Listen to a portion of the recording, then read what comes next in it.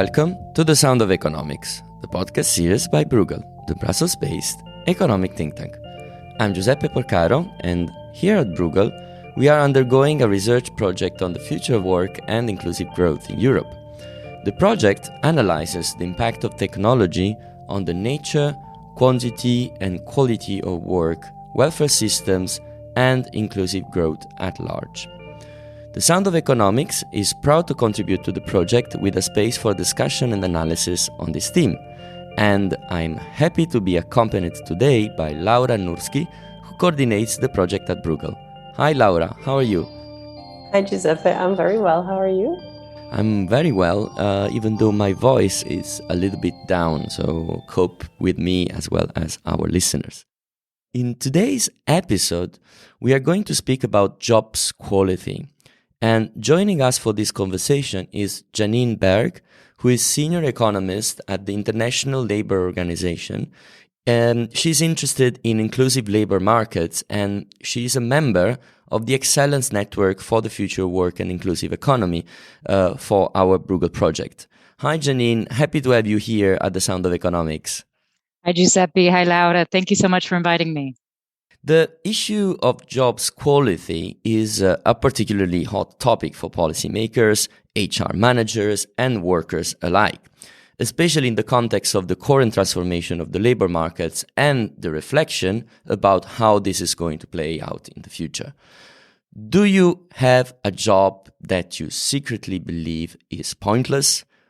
On one hand, if so, you have what the late anthropologist David Graeber called a bullshit job.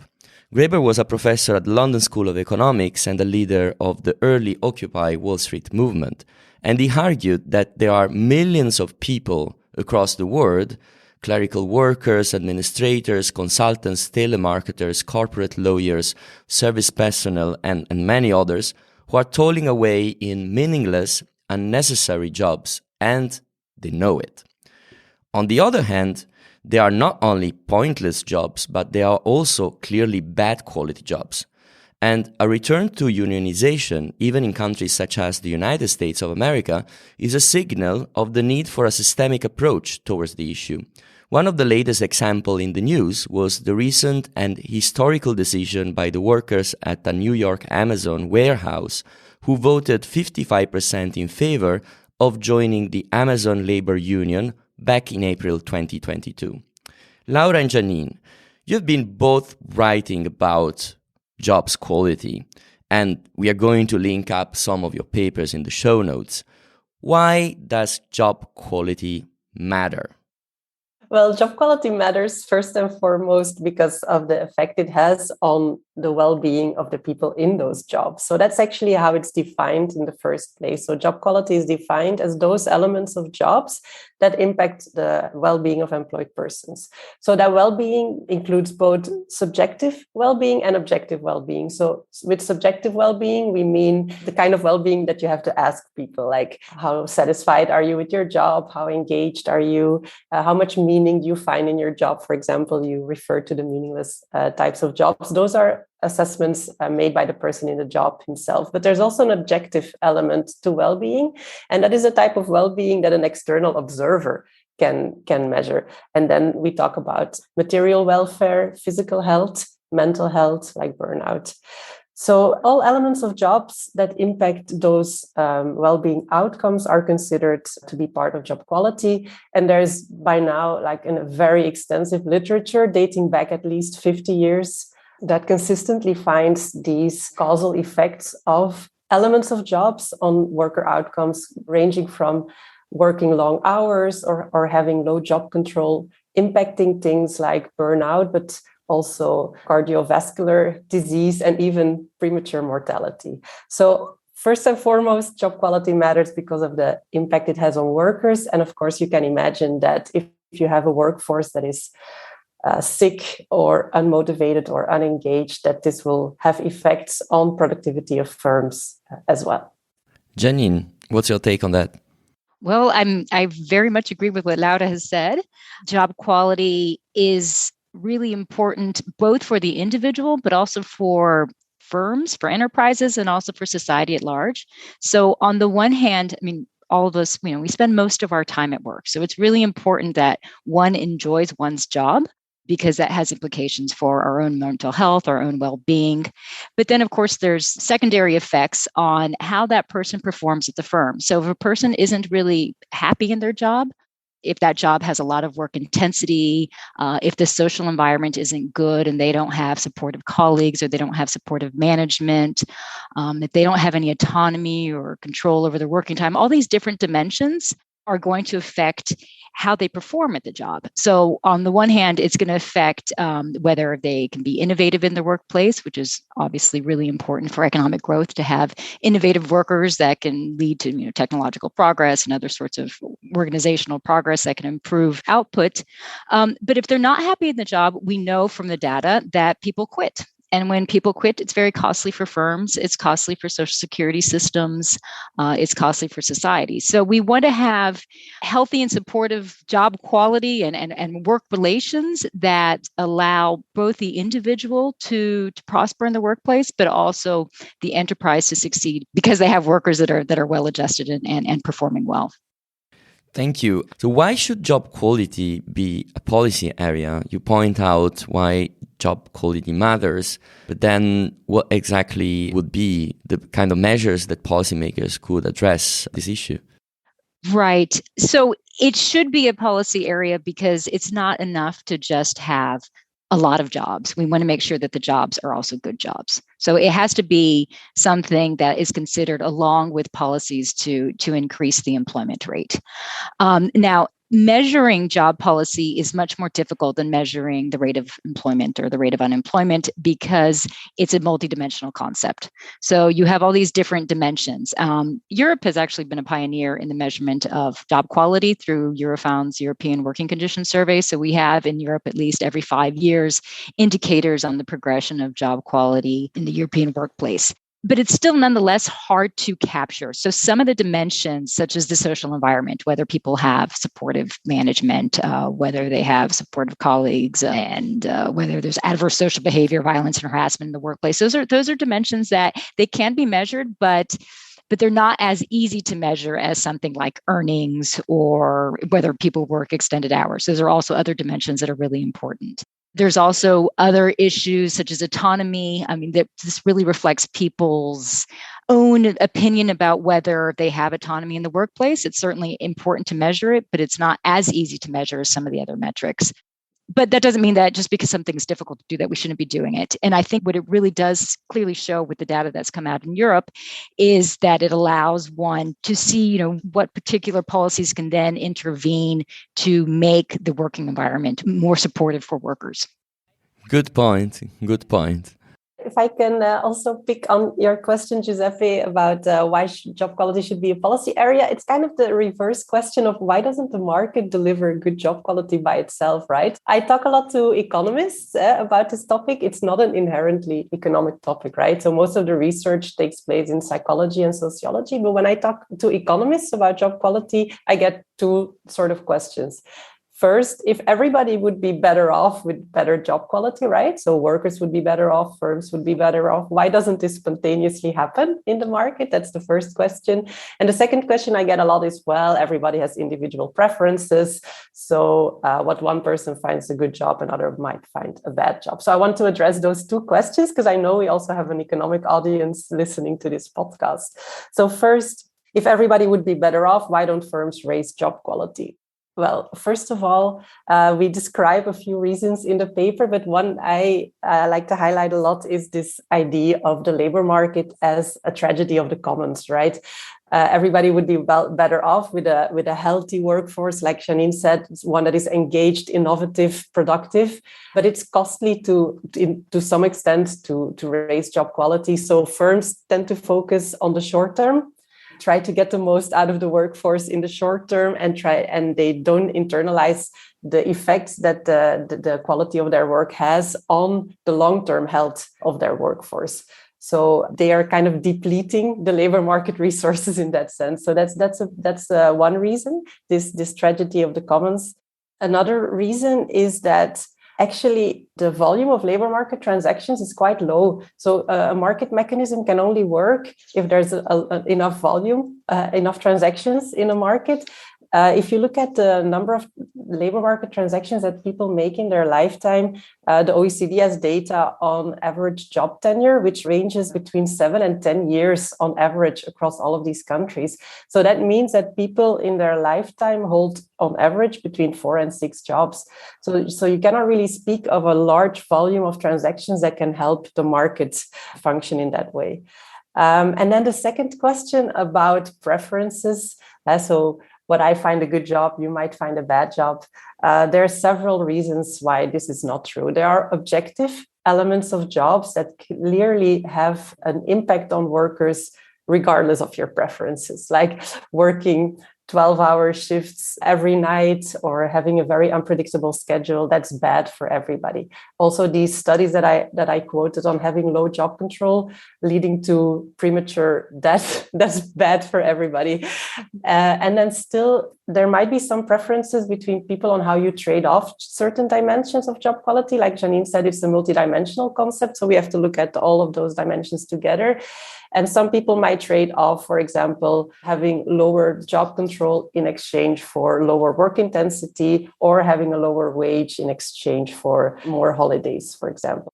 The problem is how we can separate these inherent preferences from these learned or socialized preferences and aspirations that really stem from the environment you grow up in and the chances that you get, the prejudice that people have. So if I'm a woman, I might be expected to take a part-time job and to care for my kids. So it's kind of hard to really disentangle these inherent preferences from these adapted preferences or learned preferences. So that's why we cannot just rely on people's preferences and say, well, this person chooses this bad job, it's their own problem. No, we have to set some minimum standards on those elements where we know that objectively all people suffer from this type of work.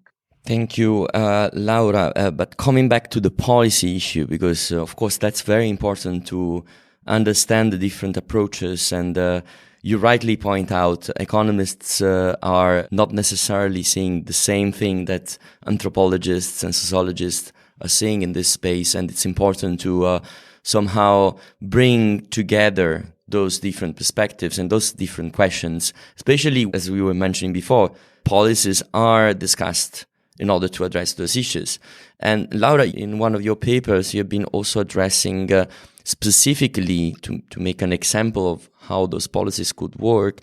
You made some examples about what the European Union could do in these regards. Of course, the European Union has a very specific institutional setup. It doesn't have as many competences in the field of the labor markets as the nation states. But however, I think that for the sake of understanding what can be done in this space is an interesting example, also because it's transnational. What we have been finding out on that. You're very right that employment isn't one of the core competencies of the European Union, which makes it a bit difficult to talk about job quality. For employment rate, so job quantity, there is a bit more interest because of the clear economic effects. But job quality has been on the policy agenda for a long time in Europe. I think European policymakers do understand its importance for these reasons that we mentioned at the beginning of this episode. So for more than 20 years, European policymakers have been talking about better jobs, so ever since the Lisbon strategy. Also in the European Pillar of Social Rights, job quality was put back on the agenda in line with its aspirations for building a fairer and more inclusive European Union. So member states have committed to setting some common minimum standards in the labor markets and welfare states, including in the domain of fair working conditions. Now, whenever economic crises have happened in these past 20 years, we do see policy attention shifting away from job quality back to job quantity. So whenever there's an economic crisis, think of the financial crisis or now the recovery after COVID, we see policymakers again putting more attention to raising the employment rate than to making sure we have good quality jobs. Now, whenever there is still some attention to job quality, it tends to be directed to dimensions of job quality, namely working conditions, meaning minimum wages and working time regulation. A lot of regulation in Europe has been on working time, also on having predictable work schedules, on having this parental leave directive. So a lot of it is on working time quality. Now also the initiative on minimum wages, European minimum wages, and safety. So occupational health and safety is also one area that sees a lot of regulation. So the areas of job quality that don't see any policy intervention are those two remaining dimensions: the social environment at work and the job content. So the actual tasks that people get, the challenges they get in the work, but also the level of autonomy and the level of skill development they experience in the job. So that's one area where we see a lacking policy initiatives, while we do know that these two areas are actually main drivers of these well-being outcomes of people. And Janine, from your observatory at the ILO, you've been seeing these policies being implemented not just at the regional level, such as the European Union or their member states, but as well you have a global perspective on what can be done and what is being done across the board in different continents, in different contexts. What's your take on this policy making from that global perspective? Perhaps it could be interesting to hear. Sure. In many ways, Europe, as I was saying before, is really at the forefront as far as measuring job quality, but also as far as implementing policies. Now, this isn't to say, though, that there haven't been a lot of advances in other parts of the world, but most of those advances have been in the areas that Laura was talking about that are more easy to regulate, such as working time and minimum wages. And we shouldn't minimize these advances, because this is actually incredibly important, especially for many parts of the world where people are still in work poverty, where they work, but their wages really aren't high enough to support themselves or their families. So we have seen in the past 2 decades really a resurgence of interest in minimum wage. Now it's something about over 90 countries have minimum wages. We've seen mixed increases in collective bargaining. It really depends on the parts of the world, but there's been some rebound interest in collective bargaining, which is important for regulating at either at the enterprise level or at the sectoral level certain dimensions of job quality. We've seen across the board as well some reductions over time in working time, so excessively long hours, which is for more than 48 hours a week. That's still something that we see in many parts of the world, but there has been regulatory improvements in many parts of the world. You can see this in China, for example, other parts of Asia. But we still have a lot of challenges. And the big challenge is that in many parts of the world, people work informally, their own account workers. So they're basically on the street, hawking vegetables or doing that sort of work. And you can't regulate that because their own account, they're not in an employment relationship. So there is a lot to do, but there certainly have been advances if you take a full perspective. But now, just getting back to the other dimensions that Laura was talking about, there are some dimensions of job quality that would be very difficult to regulate. You can't really regulate having a supportive manager or supportive colleagues. I mean, that's not something that's really very possible. What you can do, though, is have instances of workplace consultations. If you have some sort of workplace committees where people so a worker can go to a certain committee or a neutral body if they have some sort of dispute. Those sorts of mechanisms are really important. We also know that job security is really important for addressing job quality, because if a worker has a permanent employment contract, they're more likely to voice some problems at the workplace. If they're on temporary contracts, it's very difficult for them to speak out. They're worried about having their contract renewed. So there is certainly this relationship between precarity and job quality that comes from this lack of voice. So basically, the more security, the more voice workers have at the workplace, the better they are able to negotiate for more supportive work environment, but also more autonomy, more discretion in the work that they do, but also maybe, let's say, in their working hours as well.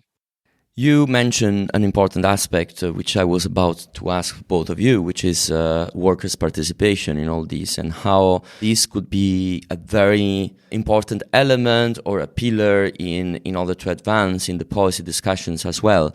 And we know, you mentioned before, we know that not necessarily this is welcomed from the company's perspectives. The example in which I opened this episode was about Amazon and around this historical decision at the New York warehouse about unionizing. And we know, I mean, there is a lot of reporting about how workers of this specific company have been discouraged. And I mean, that's just an example. It's not to particularly target that specific company, but that people are discouraged from being unionized and trying to organize in order to participate in the workplace to advance the quality of their jobs. So I think this is a central piece in this conversation. How can we achieve more workers' involvement? How can we try to design workers' involvement within the jobs organization itself? I don't know if Laura would like to take on that, or if Janine would like to have a go on this question.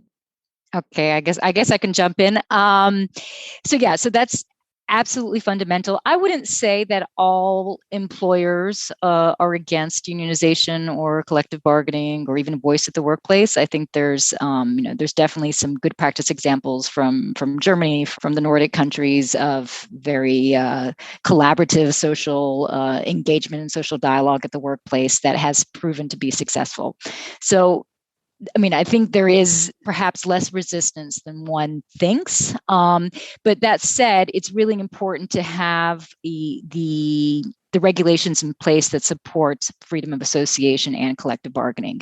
And so we see some difficulties, for example, with the debates now about digital labor platforms. These workers have been classified as independent contractors by the platforms, which then precludes them from organizing and having a union. So right there, you see a situation where you have a new technology, a new kind of way of working, some problems in terms of job quality, long hours, physical risks at the workplace, lack of autonomy, lack of a boss to go to if you have a problem, and yet they don't have the right to unionize. So it's really important that all workers have that right. One of the fundamental labor conventions is on freedom of association, and the other one is on collective bargaining. And so this is something that, regardless of your employment status, you should have that right. And that's something that national governments and regional bodies should be supporting as much as possible, so that right can be in place. Because then when you have that, it's much easier to negotiate some of the dimensions of job quality at the enterprise level, or even at the sectoral level. But if especially at the enterprise level, some of these issues really are specific to an enterprise. And so if you don't have that sort of representation at the firm, then it's very difficult to regulate. So you really need that. We have a paper that we recently finished with Laura and also with two other colleagues, David Spencer and Francis Green, looking at the industrial relations systems and job quality and the introduction of technology. And so for this paper, we used data on robotics. So it's just one dimension of technology.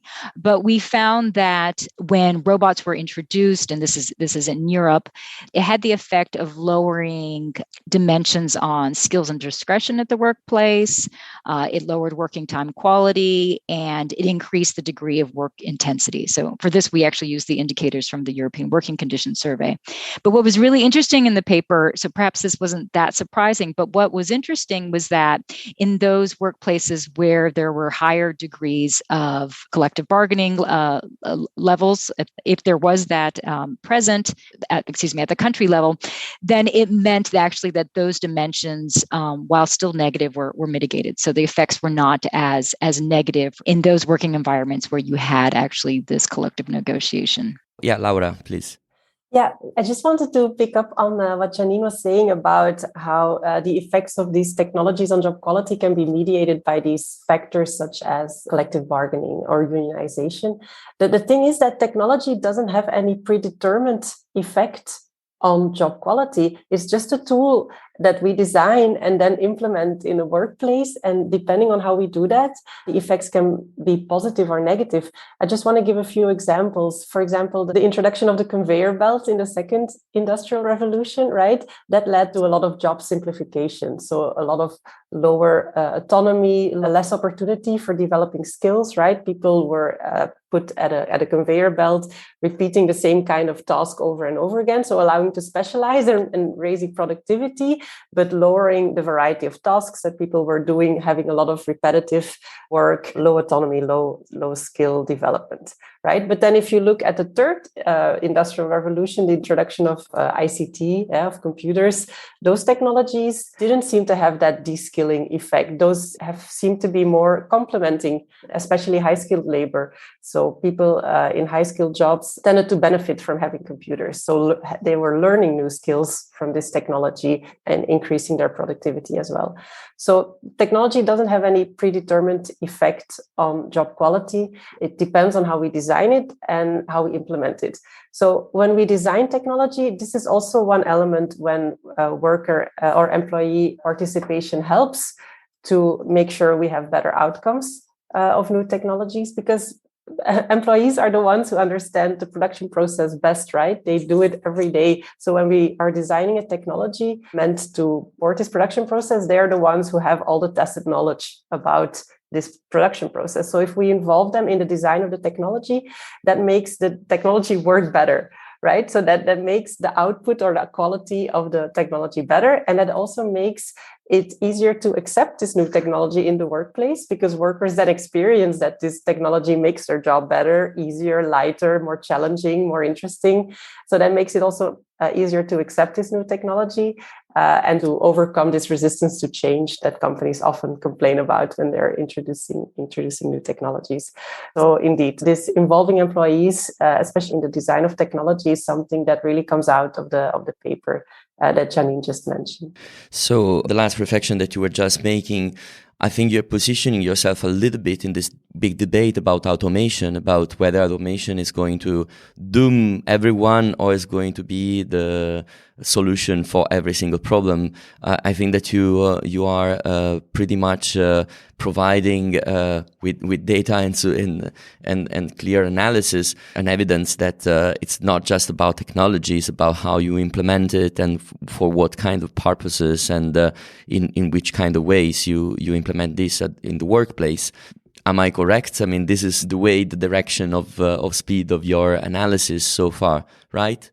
Absolutely. And I think this is such an interesting research area that we are looking into now, because economic theory, the most recent economic theoretical models about technology and work, they classify technology either as replacing labor or augmenting labor. And then they can have very nice models, that can have very clear-cut theoretical results. But in practice, this distinction is not so easy at all.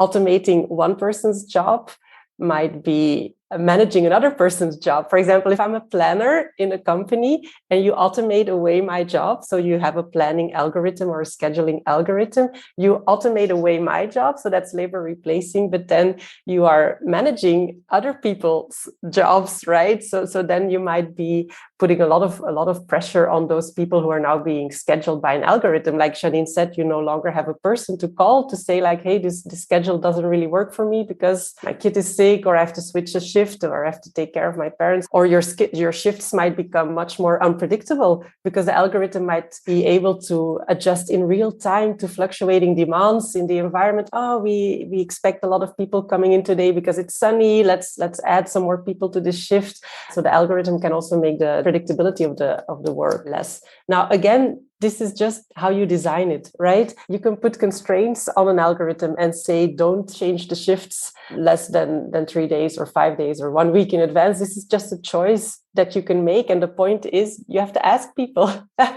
You have to ask, how comfortable are you with having 3 days, 5 days, 2 weeks notice for changes in your shifts? And then you can program that into the technology. And the thing is that here I'm going to get very far out of the economic domain, but this depends a lot on the power and the status that people have in organizations, and that's why this unionization is also so important. I've seen a few studies where new technologies were introduced to people with high status in organizations. For example, anesthetists, so people who do anesthesia in surgery. So they are very high status doctors in hospitals, and they were getting Google Glasses in the surgery room so they could get all the information they need, because it's a job that's very intense in the moment. So they have to look at a lot of parameters. They have to monitor the oxygen that's coming out of the mouth. So there's this meter, and then all the figures, all the numbers are on a screen to the left. But then they also have to look at the patient and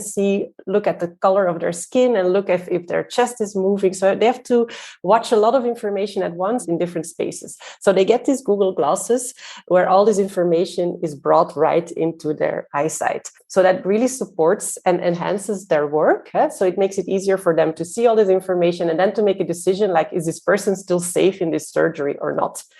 So far, so good. This is not a de-skilling technology. This is actually a supporting technology. It's helping them. But then they followed up and they asked these people, how could we make this technology work even better for you? So there were 40 anesthetists in this study, and half of them said, I want to see more information. I want to swipe through the information. I want to get auditive information. So they just wanted to get more information.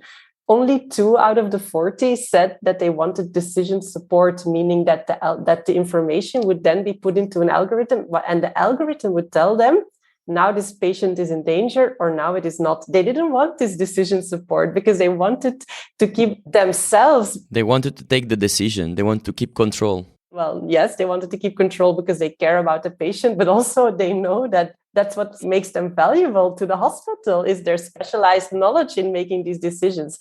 The point I wanted to make is that these anesthetists get asked about the design of the technology. We don't ask warehouse workers how their scheduling algorithm can work better for them. And that's why we need this right for association or this collective bargaining, so we can balance again these power imbalances in organizations. Great.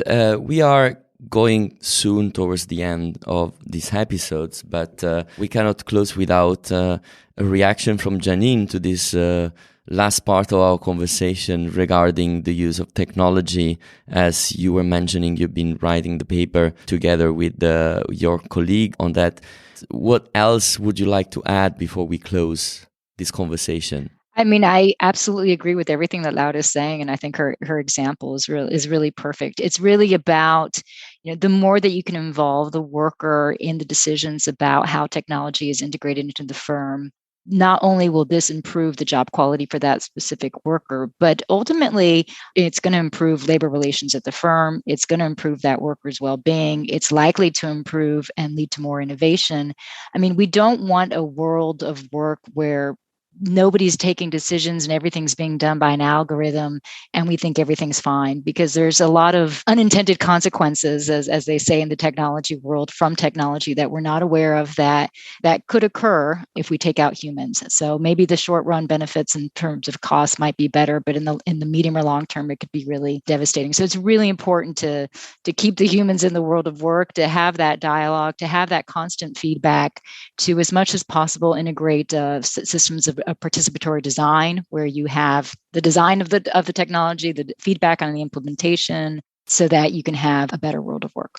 Thank you. And unfortunately, this is all the time we have for this episode, but we will keep the conversation alive within the research project at Bruegel on the future of work and inclusive growth in Europe. And the Sound of Economics will keep following the project, and there will be more episodes dedicated to the theme to come. Thanks a lot, Janine, for joining us from Geneva. And thanks a lot, Laura, for accompanying me as usual with those explorations in the world of the future of work. You will find in the show notes more resources about the topic, the papers that we mentioned. And as usual, you can read in open access all the analysis by our scholars on our website, www.bruegel.org. Thanks a lot for joining the Sound of Economics. Until next time, bye-bye. Bye-bye. Bye. Thank you, Janine. Thank you.